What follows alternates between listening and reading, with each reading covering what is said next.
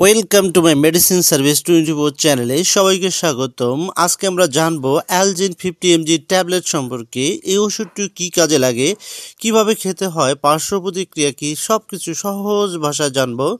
Algin 50 mg ট্যাবলেটটি কি? Algin 50 mg tablet হলো একটি অ্যান্টিস্পাসমোডিক মেডিসিন, মানে এটি পেটের ব্যথা, গ্যাস বা হজমজনিত অস্বস্তি কমাতে সাহায্য করে।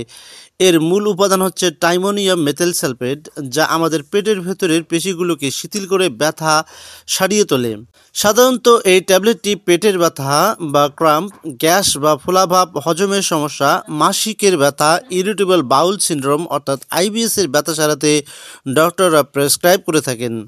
ট্যাবলেটটি খাওয়ার নিয়ম সাধারণত দিনে 2 থেকে 3 বার খেতে হয়, তবে ডাক্তারের পরামর্শ অনুযায়ী ডোজ নির্ধারণ করতে হবে।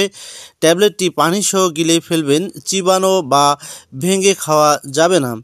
খাবারের আগে বা পরে ডাক্তার যেভাবে ডোজ নির্ধারণ করে সেভাবেই খেতে হবে। নিজের ইচ্ছায় বেশি ডোজ নেওয়া বিপজ্জনক হতে পারে, তাই ডক্টরের পরামর্শ ছাড়া কখনোই ডোজ বাড়াবেন না।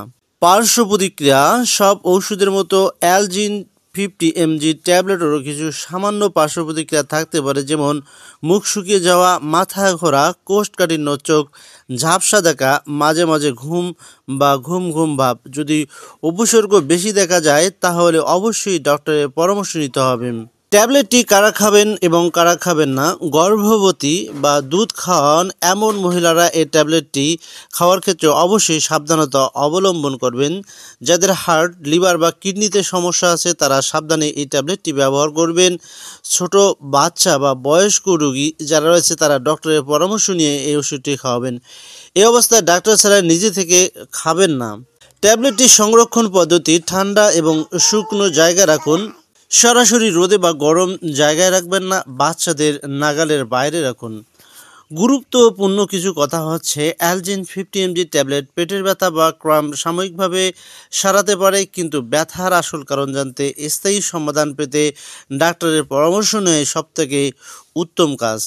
সো বন্ধুরা, যদি ভিডিওটি ভালো লাগে তাহলে ভিডিওটিতে লাইক দিন, কমেন্ট আর শেয়ার করতে ভুলবেন না, আর নতুন নতুন হেলথ টিপস পেতে চ্যানেলটিকে সাবস্ক্রাইব করতে ভুলবেন না।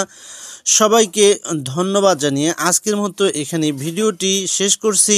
দেখা হবে পরবর্তীতে নতুন কোনো ভিডিওতে। আল্লাহ হাফেজ।